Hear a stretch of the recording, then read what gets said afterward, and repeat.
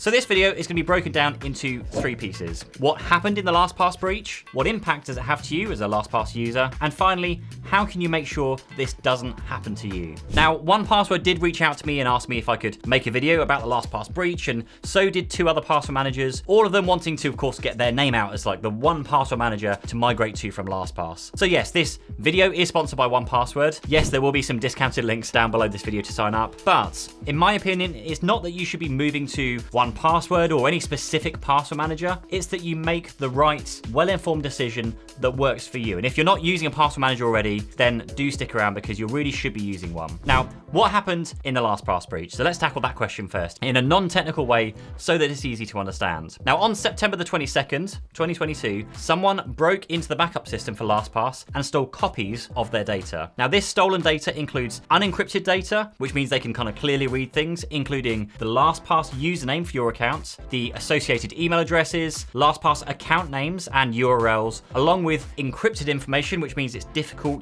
/ very, very hard for them to read. That includes, the usernames, the passwords, the notes, the credit cards and form field data, the stuff that's been inside your account. Now, basically, this means they can easily see your account name related to your LastPass account, but they can't actually access your actual data within it, the LastPass kind of records, the files, because they're hidden behind your master password. But what that does mean is that if you use an easy to guess master password on your account, then it won't take much time at all for someone to break into the backup copy of your account that they now hold. And something to also be aware of here is that a few years ago, quite a way back now, LastPass updated the strength of the encryption being used behind the scenes to encrypt your password database. And again, without getting technical, but it was set to 5,000 and now it's set to 100,100, which with some basic maths is basically 20 times more than it was before. Now I'm going to leave a link down below so you can check out what yours is currently set to, but basically if yours is set to 5,000 currently, then I recommend you update this to 100,100 or 100,100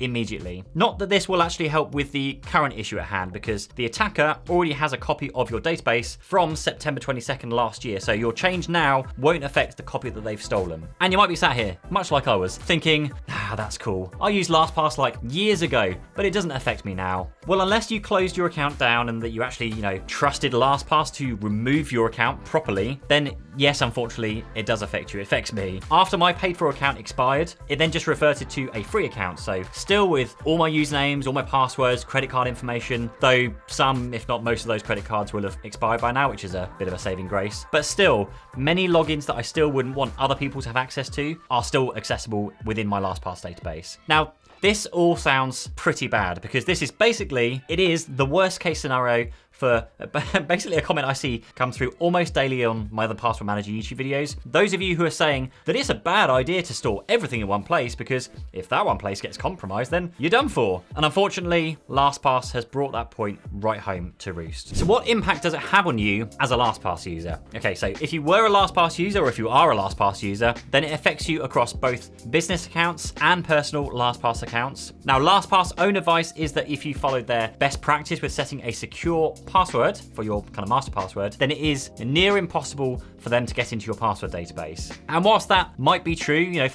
they have a ton of data, they're probably going to target the accounts that are easiest to get into first. So if you didn't have a secure password, then the advice from LastPass is to change all of your passwords, like literally for everything. And I would possibly be going as a bit overly cautious here and maybe requesting new debit cards and credit cards as well if you know you had a poor master password. But that still means that somewhere out there, someone has a copy of your password database. And I bet you anything that someone is selling your database to someone else who will have a damn good go at cracking it. So my advice, and something I never wish I thought I'd have to say, but thanks to LastPass, you need to find a better password manager and reset all of your passwords. Whilst you're there resetting your passwords, I'd also highly recommend setting up 2-factor authentication using either an app like Authy, which you can download from the Android Play Store or the iPhone App Store, or a hardware key, which I'll talk about more in just a second. Now, this video is sponsored by 1Password, and I should probably say that you can find a link down below to get a discount. But actually, in a couple of days time, literally 2 days time, I'm going to be publishing my annual best password manager for 2023 by massive comparison video for this channel. It takes a huge amount of time and effort to research and kind of review all of the password managers. So my advice, kind of ignoring 1Password sponsorship, would be to watch this video, of course, subscribe to this channel, go down below and hit the subscribe button, and then watch that video to find the best option for you. Especially, of course, if you've never had a password manager before. Because honestly, nobody needs yet another like YouTuber trying to flog something because they've been paid to flog it, because that's exactly what LastPass did to get a huge number of people in this mess. They basically paid a ton of YouTubers to advertise their free products. LastPass then rug pulled everybody to force them to pay to upgrade, and then they've had at least like 1, maybe even 2 breaches every year since then. So finally, what should we do differently next time? So the question here is, how do we avoid this happening again? What's to say that you move to a different password manager and then it all happens again? So there are a few things that I'd like to say here. Firstly, of course, get one of these. Now this is a YubiKey. Now you can also get a Google Titan key as well, but I personally prefer these. And they work like a physical key to your password manager, kind of like you have a key to your front door. So if you don't have your key, then you can't get into your password manager. Now,